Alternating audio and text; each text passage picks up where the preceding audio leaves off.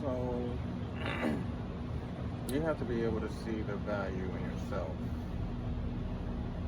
Most important, see the value in yourself. Because before anyone sees greatness in you,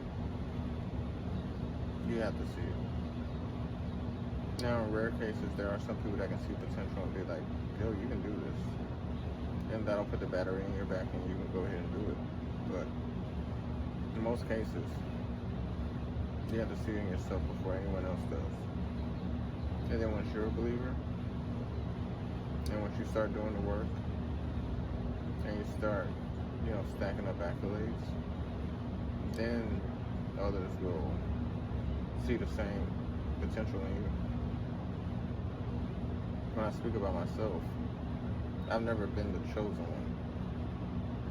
I've never been the one that people automatically was like, oh yeah, that's that guy. That's him. It's never happened. Off of first look, it's never happened.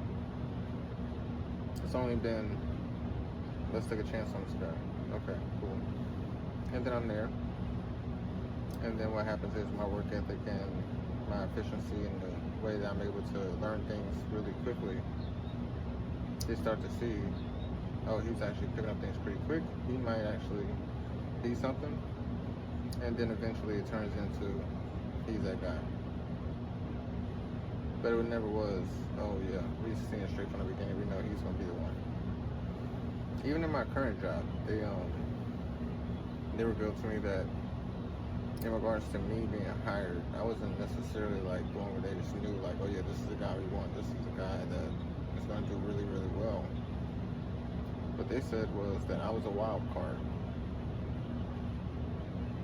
They said I was a wild card, which I don't necessarily take as a negative, but it also shows that they weren't sure.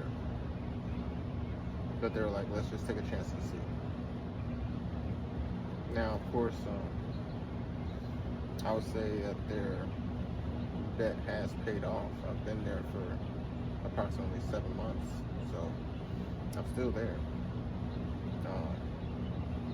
And I've done things that most people didn't. Received training and qualifications faster than most people did.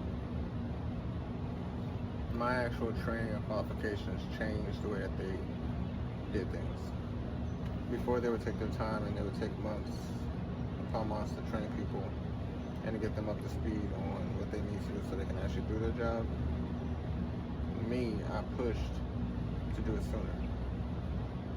I pushed to be thrown out there quickly. I pushed to not have me sit around and try to acquiesce to the environment and, ease into it. I pushed to be thrown out there. And this was not immediately, but I would give it like a few weeks, maybe like a month max. I was like, okay, I'm ready to try this and go ahead and go for it. Even to the point to where the manager said that I was going for my qualification and I'm the quickest that's done it so far at that point in time. But like I said, I changed the way they do things. I changed the way that they approach things. Me doing it so quickly, they realized we don't need to wait 2, 3, 4 months to have people do these qualifications and get them up to speed. We can actually get them trained, and it's possible for people to be qualified sooner than the time we have allotted. So now we're seeing people come in and they're getting their qualifications after being there for like 3, 4 weeks. Not even 3, 4 weeks, because I did it anymore. But literally like maybe 2 to 3 weeks, 4 max, almost a month. People are getting their qualifications that much quickly. And that's because the way that they saw training and the way they saw qualifications, they realized which it's not that I don't have no experience, it's just that I have experience in different industries. I have manufacturing experience, but not in this particular sector.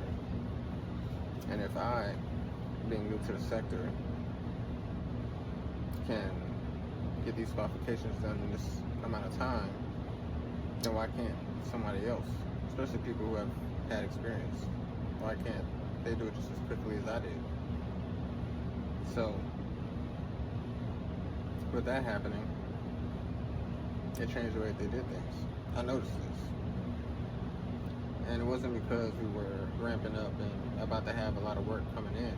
It was literally because when I came in, they were doing some runs, they were doing some processes, but it wasn't a stacked schedule yet. So they were still building up. So I could have taken my time and not rushed into it. But of course, I was like, no, I'm ready to go. I can feel it. It's an instinct.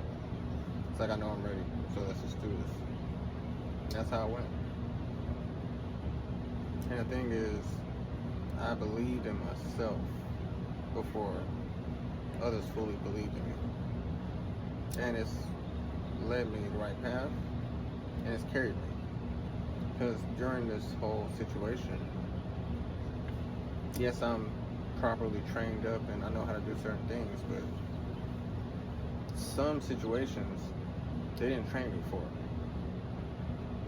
Like some situations I didn't get practice. I was just thrown in there. And it wasn't like for a meaningless task or a meaningless situation. It was processes that were important. And they just threw me in there, knowing it was my first time doing it. And all that training that the practice that I had, it's like, I can't say I had a lot of practice. It would literally be, I worked on something maybe 2 to 3 times before, and then they threw me into the process without actually showing me what the process was and how the process goes and what I would do in that process. It was literally, okay, you've practiced this skill 2 or 3 times, now we're throwing you in this process, and we're going to expect you to know how to do it, even though you've never done it before. And every time that I did it, I knocked it out. There was one time where, I made a mistake, but in the end, it didn't kill what was going on. Everything was still able to go as normal. Everything was still on the up and up.